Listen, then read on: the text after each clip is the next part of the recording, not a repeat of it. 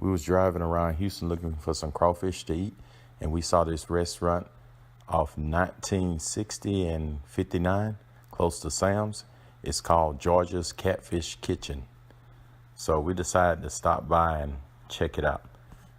They didn't have crawfish that day, but I tell you what, we had some red beans and rice and gumbo. But I'm gonna show you a quick view of the menu.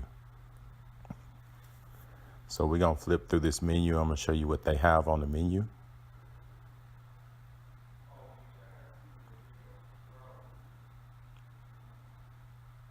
And everything looks good. They say they would have crawfish probably at the end of February, beginning of March, when they're in good season.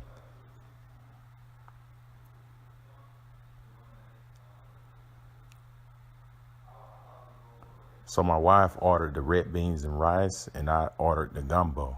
So I'm gonna show you a view of the gumbo here. Man, I must tell you, this was some good gumbo, and I will be coming back. And the red beans and rice had a lot of meat and everything in it. So give this restaurant a try.